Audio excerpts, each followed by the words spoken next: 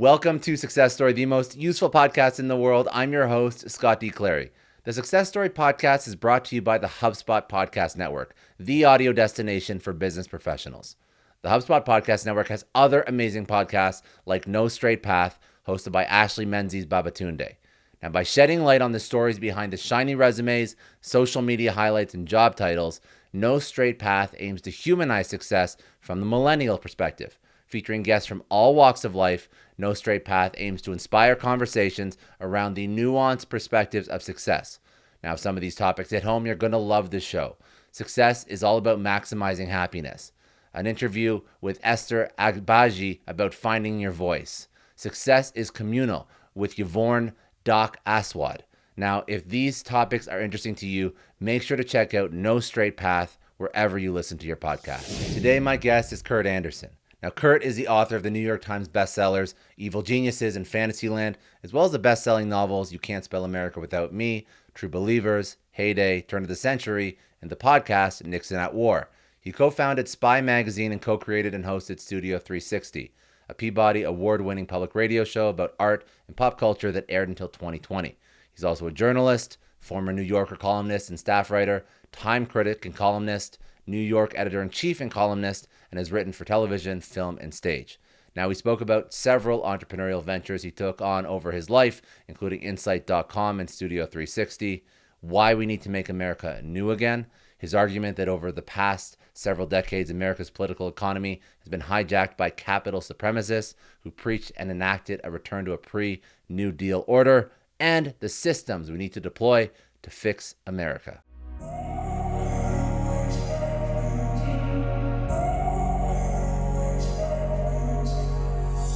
Yeah, no, I'm happy to. And actually, when people speak to me, they often know, oh, you're that radio show guy. Oh, you're the guy who wrote these books. Oh, you're the guy who did Spy Magazine. And yes, those and more. I like lots of my friends, started out as a writer, and then back in the late 80s, started Spy Magazine, which was a kind of slightly insane, but as it turned out, successful entrepreneurial effort to start this magazine back when magazines didn't have the internet to compete with. And it was a satirical magazine. It was nonfiction. It was journalism, but often savage, always fun and funny journalism. We did that, made a big enemy out of, among other people, Donald Trump, back when he was just a bum in New York. So did that, and then went on to write books and do other things and movies and plays and so forth, but also was along the way starting companies like this Inside.com, which was a online and print magazine publication that covered the media industries back at the turn of the century, back in 99, 2000, 2001. Did an email newsletter called Very Short List that was then sold, as it happened, to Jared Kushner and the Observer Company in the 2000s. So yeah, I am a writer. That's what my passport says, and that's the main thing I have always been. But I have also, along the way, both in print and then in digital land, started companies, sold them sometimes, and got out of them other times, and wrote them down to the end other times. So, there's quite a few writers that don't start companies. So walk me through, you started off as a writer. You've obviously done a lot of things. And I also want to dovetail this into what gives you inspiration as to what to work on next. 'Cause I'm sure that habit and that mindset has carried you through your career. So pick one of the many things that you've worked on. What prompted you to go into building something that was yourself and not just writing? Yeah, I mean, Spy was the first, and of the things I've done, maybe the most influential of the businesses I've started. My partner and I at the time, Graydon Carter, and then my third partner was the business guy, Tom Phillips, with Spy, and actually my fourth partner, for that matter, my wife, Ann Kramer, who was the marketing and ad sales person. But we had this. We'd grown up loving magazines, right? I mean, whether it was Esquire in the 60s or National Lampoon when it came out, or there were these magazines that we just loved getting and helped define our sensibilities. Mad Magazine when we were little kids. And we were both working at Time Magazine together as guys in our 20s and thought like, man, we don't have a favorite magazine anymore. Why is that? Magazines are doing great. And by God, 80s and 90s were in some ways a golden age, but we didn't have a favorite. And we had been in journalism and magazine journalism in New York just long enough to hear all kinds of great stories that never got reported, right? That there was no internet. There was no, things got not buried and covered up exactly, but effectively buried and covered up because the New York Times, for instance, was kind of a monopoly hegemon, and so there were all these stories that didn't get reported. There was all this fun way and satirical way of reporting things and looking at the world that wasn't being done in journalism. It was being done, on the Letterman show, which we forget, I think, was a kind of game changer in terms of sensibility back in the 80s when that was getting going. So we said, we just started talking about like, what would this magazine be even before we were serious about starting it. And then we said, wow, we've got an idea here. Let's get somebody who knows about business with us, some people who know about business, and start raising money. And the timing was great, as it turned out, because there was no internet yet, right? I mean, literally, when we started Spy Magazine, the internet had not been invented. So we had, once we had this idea for a thing, this magazine, the motto of which, the slogan of which was smart, fun, funny, fearless, that would be mostly nonfiction, looking at the world, a monthly, based and about New York originally, and then the whole of America within a couple of years. We had this idea of a thing that wasn't being done that we wanted for ourselves. And really that's the key of anything I've ever done is I want to write a book. I want to start a company. I want to do a thing. I want to serve myself, really. It's something I want. I realized fairly early on that you can be in a business where you're second guessing about like, what would that kind of person want? What would this kind of person want? But you're second guessing about what people who aren't you would want, as opposed to what would making the dog food you want to eat that you're the dog for, right? And so that was really what Spy was about, and it was risky in all kinds of ways, and I didn't particularly think of myself as a risk-taking person. I kind of played by the book more or less, other than being an adolescent, but until then in terms of work, and so.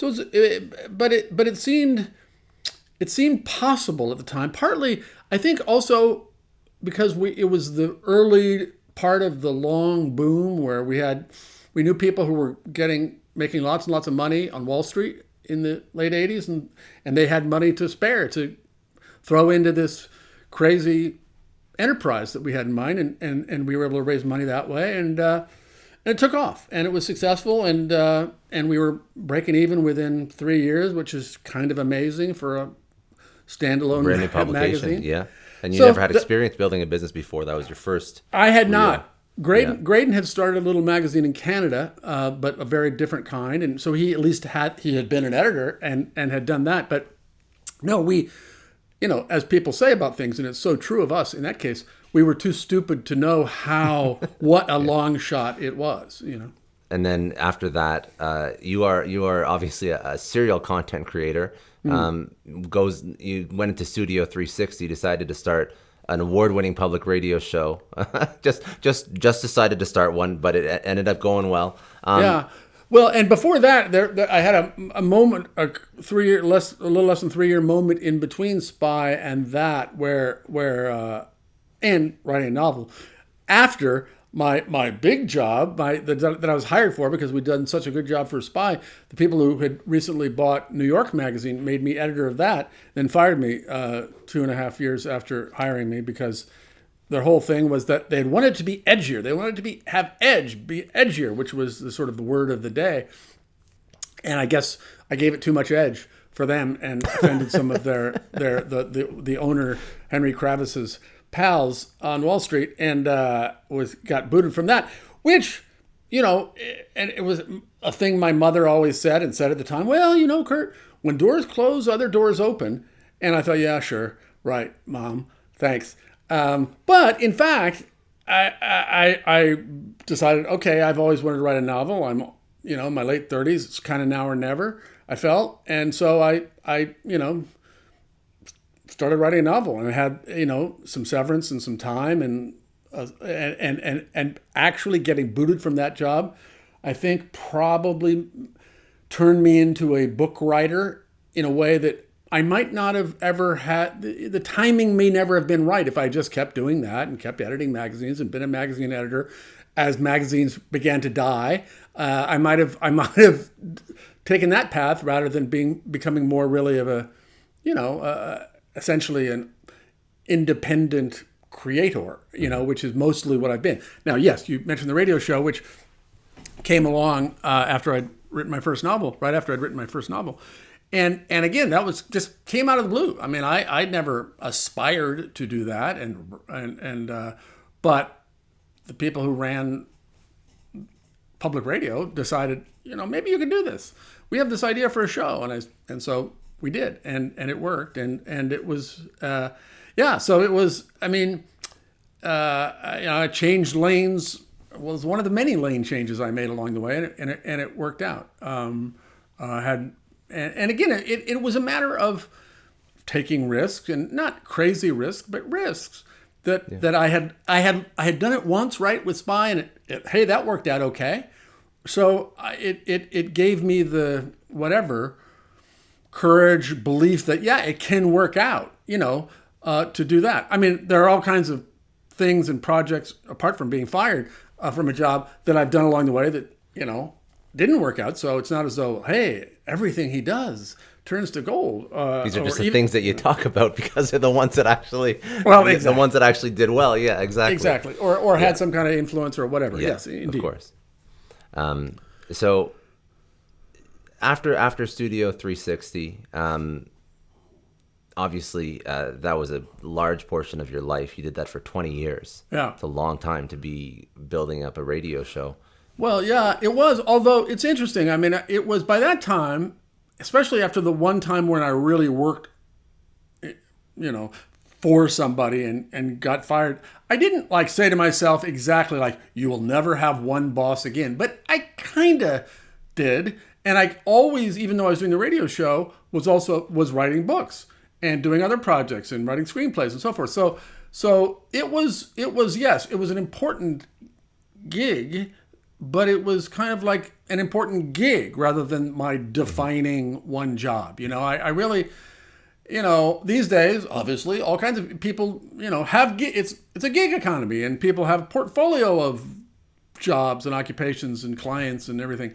Well, I stumbled my way into doing that, back in 2000 when I said, okay, I'm going to be a book author, and I'm going to have this radio show, but I'm also going to help start this little media operation here, or work on this play over here. So, it's like having how many legs a stool needs, 3 or 4, And then after Studio 360, just because I think Inside.com is still functioning and around, at what point was that? That was 1999. My friend Michael Hirshhorn, who had been my number 2 when I ran New York Magazine, and I had this idea. After I kind of referred to a thing like it in this novel I'd written called Turn of the Century, set in the near future, he said, well, let's actually do that. Let's do this online thing that covers the media and entertainment business, which wasn't really being done that well. I mean, there were the trade publications like Hollywood Reporter and Variety and things in print world, but it wasn't really this exploding new internet media space and spaces wasn't really being covered in the way that we thought it could be and should be, with journalistic aggressiveness and entertaining sensibility and in this daily way. So anyway, that's what that was, and we started, and it was, we thought. It's funny now, but in 1999, at what turned out to be the end of the first dot-com boom, right? We thought, wow, this internet, we're missing it. We were missing it. Let's start our own band before it's too late to start a band, kind of thing. And so we had this idea, and at this hot moment of 98, 99, it was,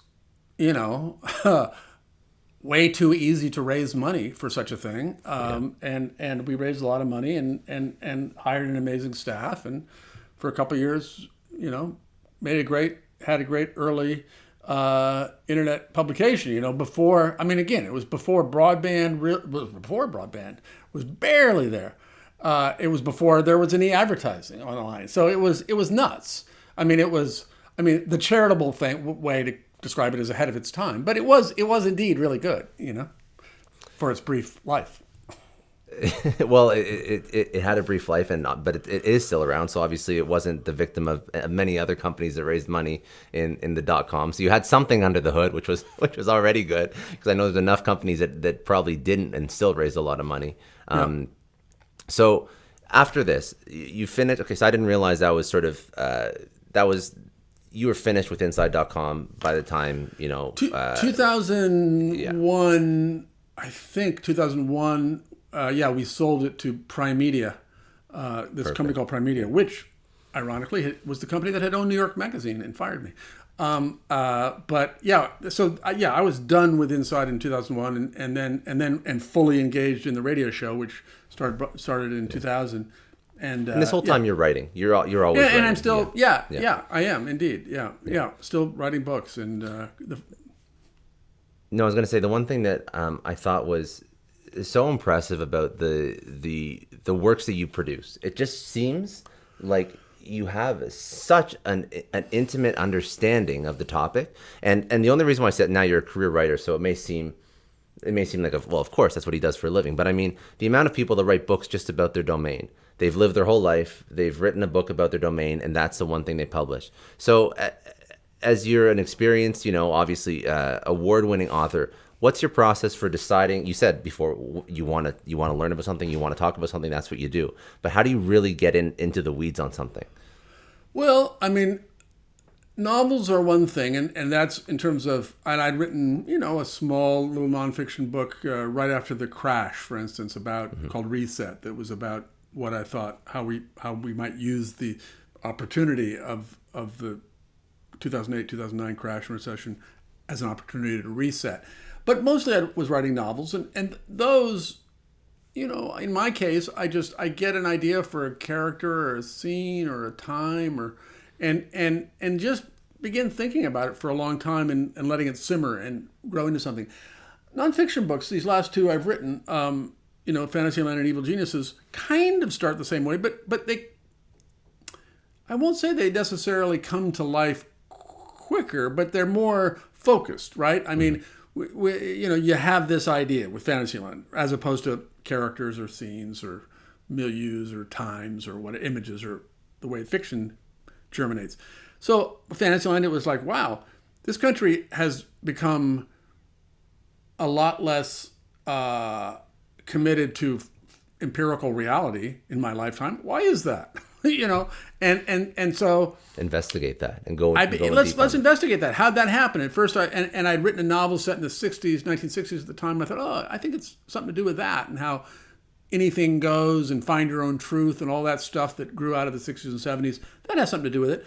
But then I realized, wait, no, this is a deeper, longer history. I was really didn't start it as a history book, and it became a history book because I realized there's a lot about America and Americans and the American idea going all the way back hundreds of years, that when it got out of control in a certain way, as in my telling, in the last 50 years, it led to the post-truth, post-fact, fake news, all the world that we are now find ourselves in, that it got us here. And again, I started thinking about that book in the early 2010s, started writing it in 2014, turned it in, manuscript in, before Donald Trump was even nominated for president. So as it turned out, I was, I I'm very grateful to my publisher who said, when I told her about this book that I might do next, she said, no, maybe do that now. That sounds timely.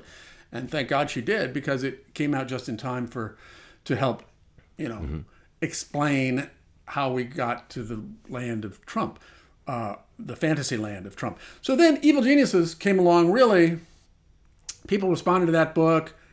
And I realized as I was finishing it and as I was going out in the world and talking about it, that my theory of how we went wrong. I mean, one of the Fantasyland subtitle is How America Went Haywire.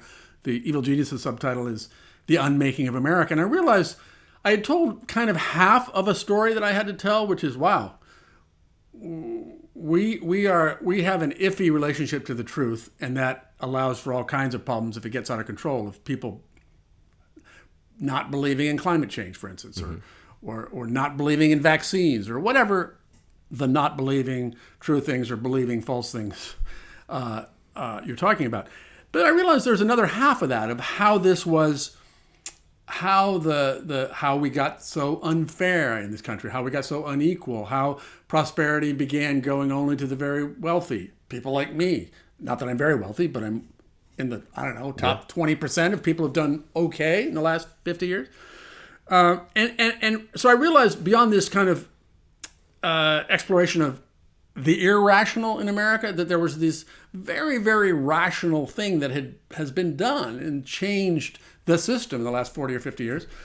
So I wanted to figure out, how'd that happen? And that was, it involved, Evil Geniuses involves more of a, how did I miss this? How was I not paying enough attention as it was happening in the 80s and 90s, kind of, and just explaining so I understand what happened, right? How all the ideas of how the system should be fair for everyone and all boats should rise, and the New Deal idea, how that was just wiped away, and we ended up where we've ended up, trying to figure it out, trying to figure out how it happened, and then trying to write it in a lucid enough way that normal people could understand it and be persuaded, and that I'm not an economist or haven't studied economics since I was in college, but so that the economists of the world and the political economists of the world wouldn't think I was an idiot. And so I spent a couple of years researching it and a year or so writing it, and here I am. So I feel like, okay, my nonfiction work here is done. And they really work as kind of two volumes of if you think America has kind of gone off the rails in the last while, here's my one explanation, and they are kind of a 2-volume history in that sense. I just want to take a second and thank the sponsor of today's episode, HubSpot.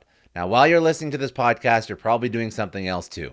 Mastering the art of working out, shaving like no one's watching. We get it. When you're having conversations with your customers, the same is probably true for them. They're IMing their teams, mentally planning date nights. So growing conversations beyond that moment can be challenging.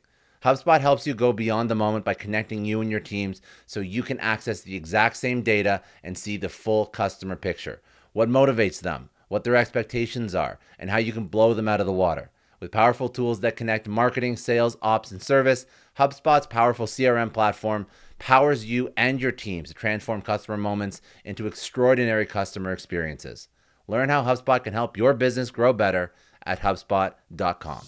And you break it down. So that's something so I appreciate that, because I think that everybody that looks at the current state of America and wonders, how did we get here? But you break it down. You mentioned how did I not see this? And I was actually watching a few interviews to research for this show, and that, how did I not see this? I was living through it, and I'm sure you have a couple thoughts on that. But also, the book goes way back. So you even speak about the founding ideology of America and how that's potentially led to what caused the opinions that would have prompted people to almost have a knee-jerk reaction, in the 70s. I think that, when I was reading through, you were speaking about understanding the mindset of the people, the CEOs, the executives in the 60s, 70s, and what's led them to potentially do some of the things that you speak about in the book. So yeah. first, I just want to tee it up. So I think that what you had mentioned, there was a little clip about America being founded based on the ideas of newness and innovation. And I think I just wanted you to speak about that and what that's all about. Sure. Well, again, I did sort of. It's not quite as much of the long view as Fantasyland, but I do go back, as you say, to the beginnings and how the idea of America, even before it was the United States, was all about the new. And, this was the new world. Well, let's include Canada. And I hear that Canadian accent in your voice. And I take you into the whole North American idea. But but it was about a new world. Let's go to this new place and figure out new ways to live and new ways to do things, and then new ways to manufacture things and new ways to create a government and new ways. It was always about the new for better and worse, but mostly for better, really. And for hundreds of years. And so certainly in the 19th and 20th century, America became the font of newness, and people wanted to go there to create new lives, create new selves, to not be tied to the old ways in the old world. And again, that was mostly good in my view. And then somewhere along the line, I mean, and certainly provoked by what happened in the 1960s. The 1960s, as I describe it in Evil Geniuses, was this kind of moment of just overwhelming newness all at once. I mean, whether it was the space age and the Apollo program and all of that, like, top-down newness. And then there was the counterculture and hippies and the New Age and all that, and civil rights and urban uprisings. And man, I mean, it's hard to, I was just a little kid at the time, but it was a decade of just raging newness to the max that naturally discombobulated a lot of people. Mm-hmm. And so there was to some degree a natural organic reaction after that in the early 70s to like, hold your horses, let's just calm down a little bit, let's stop with the constant new, kind of the shock of the new.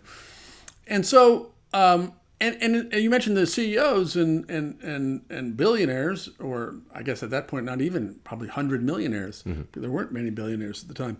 But anyway, the moneyed class and CEOs felt in like 1969, 1970, as environmental regulation came in, and just this anti-business sense took hold. A lot of them were afraid that they were going to be washed away by some kind of socialist revolution, which in retrospect is kind of nuts and hysterical of them, but somewhat understandable that they felt like, oh my God, we're just going to be, our time is, unless we fight back somehow, our time is over. And so they did. They got together, a bunch of them, including Charles Koch most famously, but others, and the Business Roundtable, this new thing that was this sort of new kind of organization of CEOs of the largest companies getting together to lobby, and they created a new kind of economically libertarian, ultra pro-capitalist right, with think tanks and its own media platforms and on and on and on, and lobbyists and so forth, and used this this exhaustion, this post-60s exhaustion of, let's go back to the way it used to be, okay? Let's go back to the way it used to be. And very brilliantly and cleverly, with Ronald Reagan as a front man, sold this idea of, let's take America back to the way it was. Mm-hmm. They didn't say back to the way it was before civil rights, before women's rights, but that was part of it. That was the unsaid at the time. A recurring theme that we see. Yeah. Manifesting again and again. Exactly. Yeah. But this idea of, let's go back to good old small town America when government wasn't in everybody's faces and government was competent and all those things was a very successful political sell. And so the characters, the stars of Evil Geniuses are these very rational rich guys who not only within a few years saw that they weren't being washed away, that the free enterprise system wasn't being dismantled, and they very quickly sort of, they were no longer in existential jeopardy, but they at a certain point in the late 70s decided, well, let's keep going. Let's see how far we can go and really transform the system to really, roll back the old New Deal paradigm of the rich pay high taxes and we have aggressive antitrust and all the rest.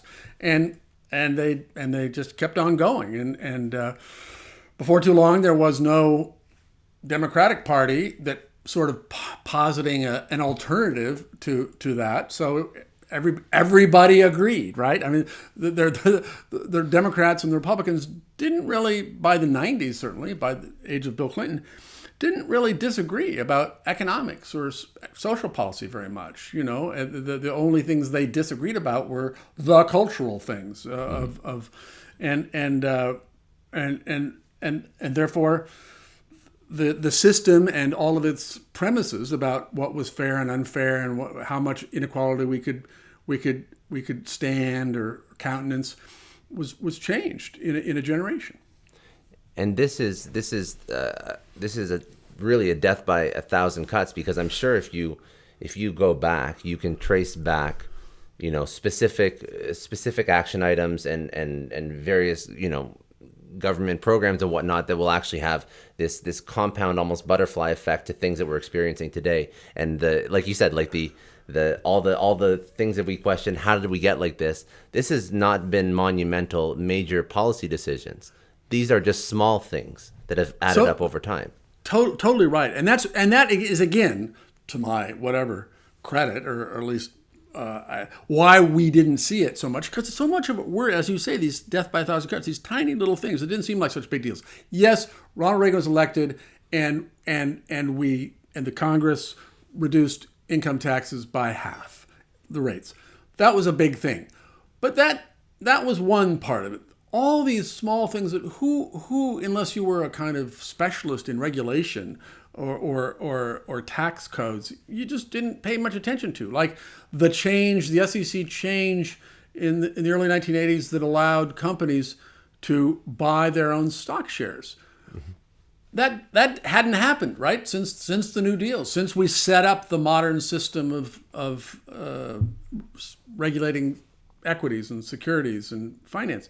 Suddenly, no, go ahead, buy your own stock, and that just was this just profound transformation, where now and for the last generation, most big companies spend most of their earnings on buying their own stock, which always struck me as like, hey, how did this happen? This didn't used to happen, did it? This doesn't seem kosher. And then I went back and looked at the history of this little change of an SEC rule that nobody paid. It didn't make big headlines at the time. Change. So it just massive just repercussions. And it's a massive change. Or another example like that is well, they didn't lower the minimum wage. They just stopped raising the minimum wage and let inflation do the business of lowering it, right? Yeah. So back in the day, in the 50s and 60s and 70s, the minimum wage was the equivalent of $10, $12, almost $15, because Congress kept raising it.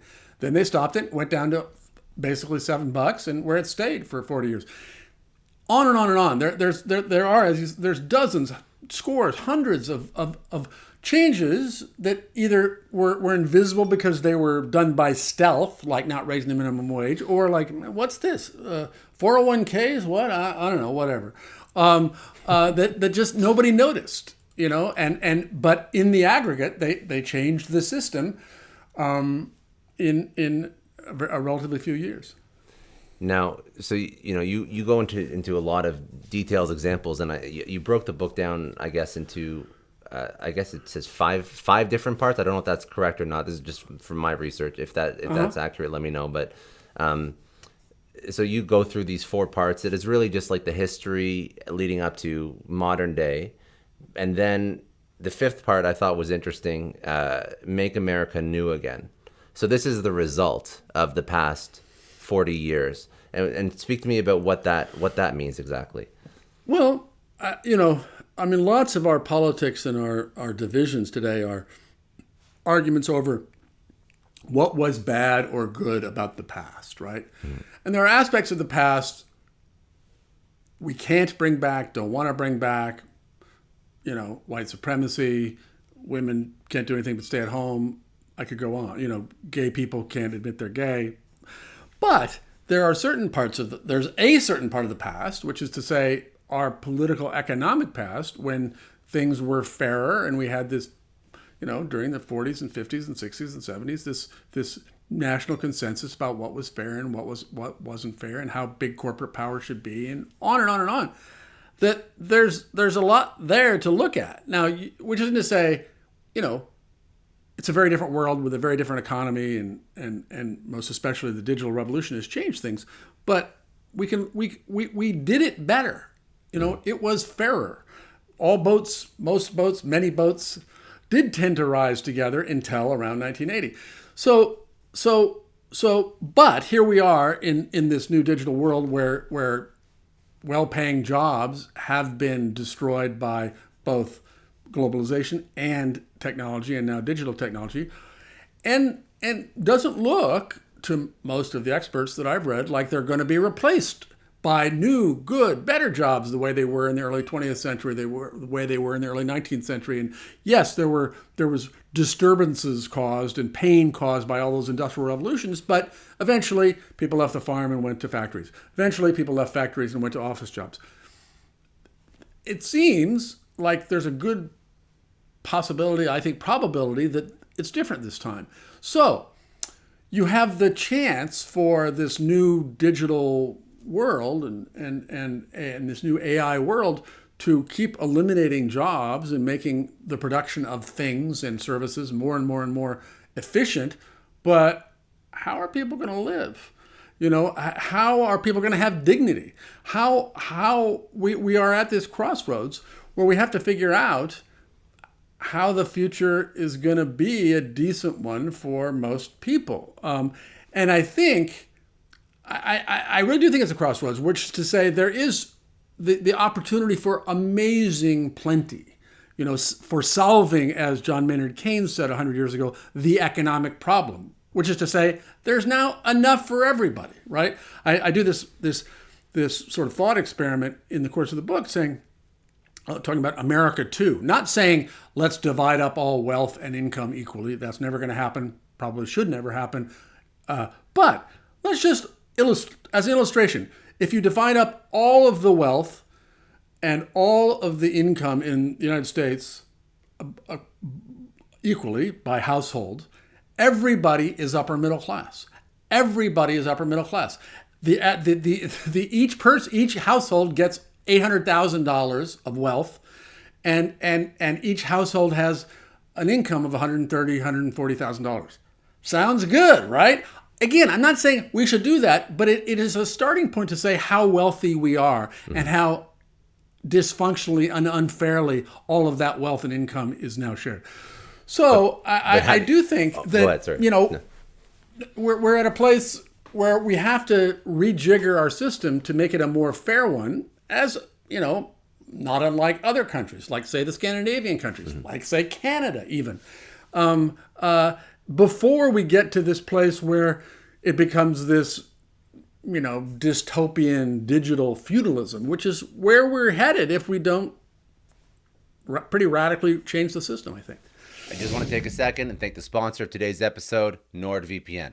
Now, if you've ever missed out on your favorite shows because it's not available in your country, or if you're trying to keep your private time private, you don't want people spying on what you're doing, well, let me introduce you to NordVPN. If you're bored of US Netflix, why not take a spin in the UK? Use NordVPN, click of a button, you can do just that. You want to watch your favorite anime, you don't have to travel to Japan. NordVPN brings it right to you with 5,000 plus server options. No show is out of reach. And of course, we all love to binge TV and Netflix, but privacy is a big deal too. NordVPN keeps your information encrypted, so you never have to worry about your IP or location getting out. They've also doubled down on keeping you safe with their new threat protection feature. Say goodbye to intrusive web ads and malware. Even if you download an infected file, threat protection kicks in and deletes it before it makes a mess of your computer. And don't forget, if you're trying NordVPN, there is literally no risk to you. They have a 30-day money-back guarantee. Give it a try. If you like it, great. If you don't, they'll issue you a refund. You can pretend it never happened. They gave a special discount for Success Story podcast listeners. They gave a special offer. So go to my link at nordvpn.com/successstory to get your subscription started today. I was just going to ask, because, I want people to go in and obviously and read more, because I think it's a really interesting topic. But the end result of 40 years of unfettered capitalism, it has some implications. Do you have any ideas after doing this research, writing this book, about how we could achieve a better system, or are we too far gone? Well, we'll see. I mean, there's a lot of problems, and it's not an easy slog. But one of the things, by looking at this history of how the paradigm was shifted and how the system was transformed fairly quickly over the generation from, let's say, 1978 to 1998, right? That wow, let's do what they did, but for our side, right? I mean, it's possible. It's a heavy slog, and it's a long-term process if it's to happen. But and again, I'm serious when I say look what they did and learn things. Keep your eye on the prize, right? And keep at it and keep at it and keep at it, and don't let yourself get too diverted by things that aren't really going to make lives much better. And in my view, stick to the economics, which the evil geniuses did. So yeah, I don't think I'm still 50.1% hopeful. I still I'm not without hope that we can get there. And the politics and economics of the last 9 months have actually given me some, sent me all the way to 52% hopeful. Pretty optimistic. Oh, very good. I always like to ask a couple of rapid fire career questions just to bring some insights out of you. Was there anything else that you wanted to bring up? Any points in the book that we didn't touch on that were major relevant points? I know that we really broke a lot of it down. No, I mean, it's I think in terms of an introduction, I mean, part of it, as I say, for people who don't feel like they're particularly left on economics, I wasn't either. I was always a kind of capital D democratic centrist until I really stopped and said, yeah, that's easy for me to say. I've done fine, right? Let's really look at what happened and how this happened. And so I think it's for being a sort of polemical economic history, it's pretty fair and balanced, dare I say it. So, but yeah, I mean, I think if this subject interests you at all, I think it should. I think it should introduce more people. To be honest, you can learn a lot, because I learned a lot, and really, I've just recapitulated, my 3 years of learning in this book. Very good. Okay, some rapid fire insights out of you. Go as long or as short as you'd like for these. What was the biggest challenge that you've had in your career, and how did you overcome it? Well, I guess the one that felt like a big challenge, because it was so sort of spectacular, was getting fired from this job, because it was in the newspapers, and it was like being shot out of a cannon that you didn't know you were in until they lit the fuse. But in fact, I mean, because it was so spectacular and quick, it wasn't ultimately that hard, even though it was shocking and disorienting and a bummer. So I guess that was the single biggest. If it's a lightning round, that's the biggest. That's a good no. It's good. I didn't feel damaged by it, or like I didn't go into a year-long depression. I just got back on the horse. Yeah, I'd just like to bring that out because people that are younger in their career, I think everybody who's achieved any levels of success has been fired in one way or another. But sometimes for people that are younger, it feels like it is the end of the world. What would be one thing that you would tell your 20-year-old self? I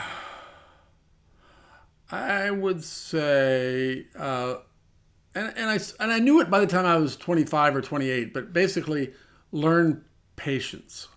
I would say that as a young person, I certainly didn't have enough patience, and maybe that's the nature of being young. And by the time I was 30, I kind of had developed some patience, so it was okay. But just calm down.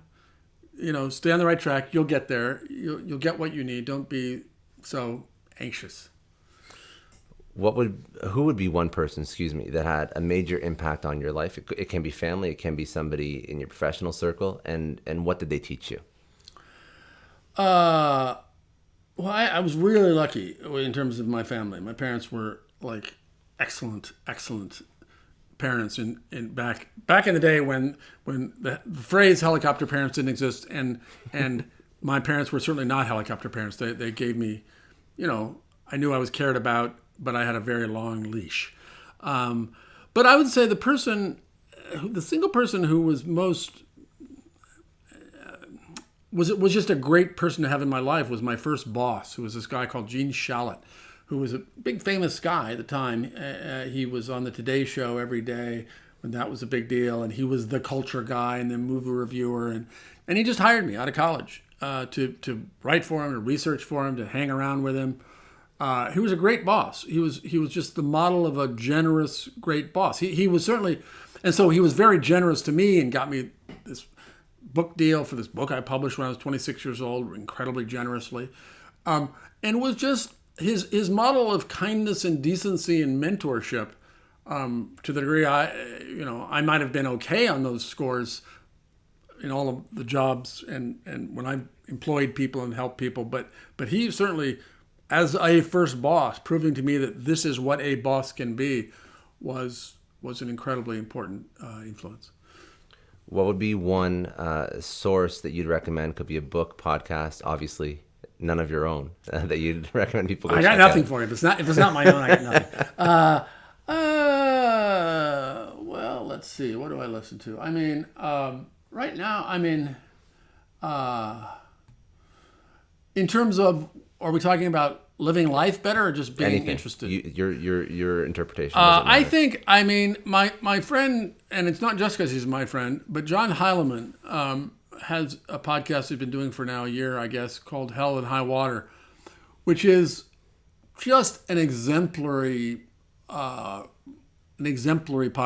He really does it well and right, and uses, and they tend to be an hour long, but he uses, they don't ever feel like they drag. He really does it really beautifully, and I think understands the difference between interview and conversation, which is to say these are more like conversations. It's really excellent, and podcasts, as you know, by doing this, it's a wonderful time to be. It's wonderful to be in a medium as it's still finding its own form and shape, Agreed. where Yeah. there's not absolute rules of this is the way it's got to be or that's the way it's got to be. When it's still, whatever we're in, the early 10, 20 years of this form, and I find it very exciting when things like John's do it in his own way, and it's great. So I just find it I find it great because it's weekly, and I find both as a creator and as a consumer, I find daily these days, when we're so deluged by content and information and all that, I find the weekly frequency kind of more my cup of tea. One thing that you mentioned that I thought was that really resonated with me, and it just reminded me when you said the medium hasn't been defined yet, is that you create content that you would consume yourself, or you investigate ideas, or you build businesses, or you write books. And I think that that's probably one of the one things that anybody who's creating content, that's something that they should take away. And that's why I built this podcast. That's why I hope whoever is creating content or listening to this and being inspired creates something that they want to create, because this, like if you don't love it, if you don't live it, if it's not something that's for you, and you're trying to build it for something like someone else, it's a tough hill to climb if it's not something that's like really core to who you are. So Well, that totally. Really No, resonated. it's no fun for the creators, but again, and it can be called authenticity, but it's a form of that. It's like, wow, you are really interested in this. You are really curious about this. You really wanted to talk to this person. That comes across, and I think that's if I have advice for people, whether or not they're creating media, whatever they're doing, like you better like this, and you better be doing it for you. You better be a customer of whatever it is you're selling, or maybe you won't fail, but the likelihood of failure is higher. And in any case, you're not going to have fun doing it. Yeah, very good. What does success mean to you? Being feeling as though you've given it your best shot, whatever it is, and feeling like you have been kind along the way, and grateful as it comes to an end. My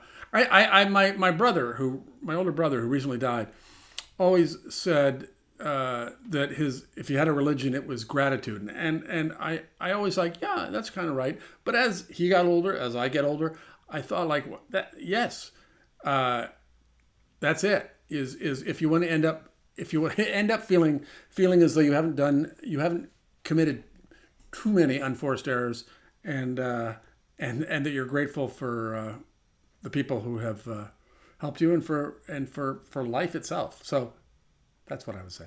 And most importantly, how do people connect with you? Website, social, where do they get the book? All of that. They get the book wherever they buy books. And there's a paperback edition of Evil Geniuses being published in August, so they can wait for that and get a beautiful new paperback with some updates. But Evil Geniuses. Twitter is the social place I am most active. I'm at KB Andersen, SEN. I've got a nice website that is kurtandersen.com, and they can get a hold of me through that or see what I'm up to.